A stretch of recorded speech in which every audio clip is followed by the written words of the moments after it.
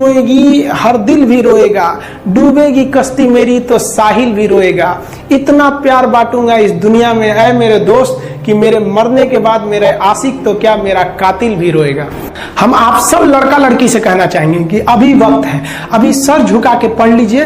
वादा है आपसे कि जिला में सबसे ऊंचा सर आपका होगा, लेकिन अगर अभी आप सोचिएगा आराम करने के लिए, पूरी जिंदगी आपको तकलीफ उठानी पड़ेगी। अगर आज आप किताबों के दीवाने हो गए ना, तो कल दुनिया आपकी दीवानी हो जाएगी।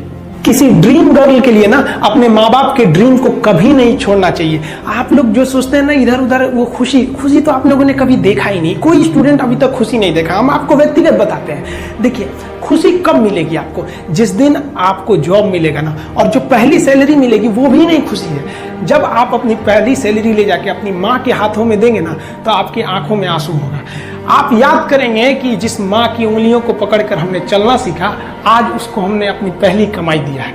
और जब कमाने लगेंगे ना, तब समझ में आएगा कि लाखों रुपए की अहमियत कुछ नहीं है वो 1 रुपए के आगे, जब माँ स्कूल जाते वक्त दिया करती थी। और गौर से देखा करो अपने माँ बाप के आंखों में, ये वो आईने होते हैं जिसमें बच्चे कभी बूढ़े नहीं होते। जिंदगी जो है ना, वो एक एग्जाम की तरह है, और इस एग्जाम में ना ज्यादातर लोग फेल हो जा रहे हैं। क्यों फेल हो रहे हैं? क्योंकि वो एक दूसरे का नकल कर रहे हैं और उनको पता ही नहीं है कि सबका क्वेश्चन पेपर अलग है, इसीलिए फेल हो रहे हैं। तो जिंदगी में सबकी समस्याएं अलग होती हैं। आप दूसरे की समस्या से केवल साहस ले सकते हैं, उसका तरीका नहीं अपना सकते। हिम्मत बनाए रखिए कि नहीं, हमें भी इस सफलता को पाना है। और ये जिंदगी जो है ना, एक अजीब सी रेस है यार, समझ में नहीं आता है। अगर तेज भागिएगा तो आपके अपने पीछे छूट जाएंगे, और धीमे दौड़िएगा तो आपके अपने ही आपको पीछे छोड़ के चले जाएंगे। इसलिए जिंदगी की रफ्तार इतनी बनाए रखो यार कि भले दुश्मन आगे निकल जाए, लेकिन एक दोस्त पीछे नहीं छूटना चाहिए। अपने जिंदगी में हौसला बना के रखिए।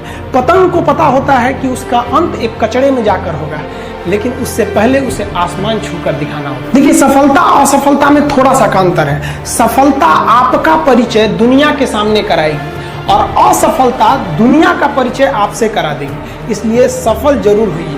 देखिए, 97% लोग जो है ना, वो थक के किसी काम को छोड़ देते हैं, और जिंदगी भर उन 3% लोगों के लिए काम करने लगते हैं जो कभी भी हार नहीं मानते। मेहनत बता देता है कि परिणाम कैसे मिलेगा, वरना परिणाम तो बताता ही है कि आपका मेहनत कैसा था। पहाड़ों को चीरते हुए जब नदी निकलती है ना, तो कभी नहीं पूछती है कि समुद्र अभी कितना दूर है।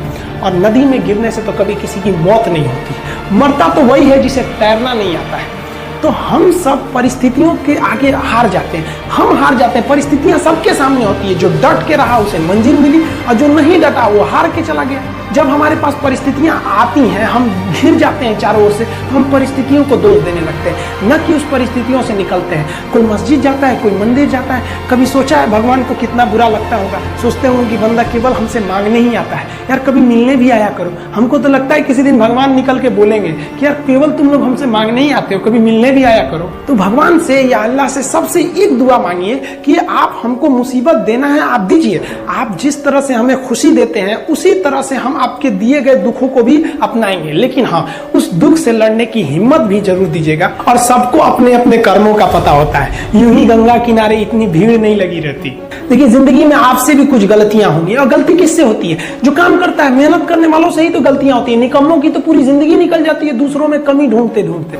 और दुनिया में ना किसी भी समस्या है भाई, उसका सबसे अच्छा एक टोल फ्री नंबर है। दुनिया की कोई भी समस्या का सबसे टोल फ्री नंबर है दोस्त। एक बढ़िया दोस्त बनाओ भाई, 2-4 लोगों का, और उनसे ही आप पढ़ाई लिखाई हर तरह के डिस्कस करते रहो। दोस्त से बढ़िया टोल फ्री नंबर कोई नहीं है, हर चीज का इलाज है। और कुछ दोस्त जिंदगी में तो ऐसे बनाओ ना, जो आपकी प्रॉब्लम को वैसे ही समझ जाए जैसे डॉक्टर की लिखावट मेडिकल स्टोर वाला पढ़ लेता है।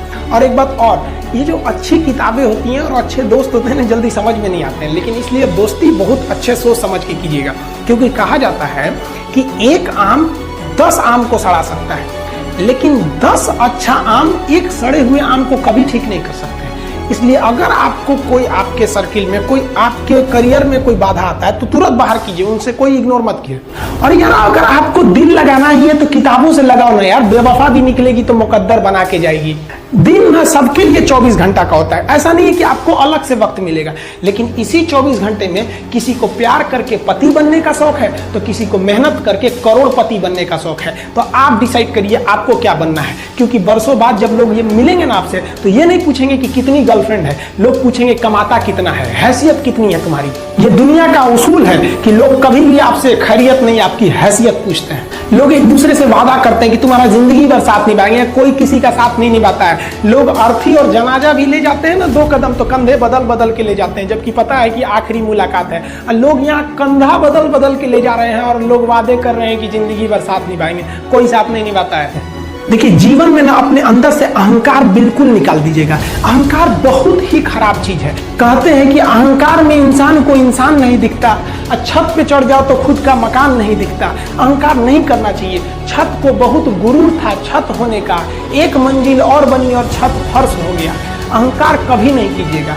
तूफान ज्यादा होती है तो कश्ती डूब जाती है, और घमंड ज्यादा हो जाती है तो हस्ती डूब जाती है। जिस दिन आपको घमंड होने लगे ना अपने आप के ऊपर कि हम बहुत बड़े हो गए हैं, हम बहुत पढ़ लिए हैं, हम बहुत सक्सेसफुल मैन हो गए, हम बहुत बड़े बिजनेसमैन, हम बहुत, मतलब जिस दिन आपको घमंड हो गया ना, उस दिन आप शमशान घाट में जाके देखिएगा, आपसे नायाब लोग, आपसे अच्छे अच्छे लोग वहां खाक बन गए।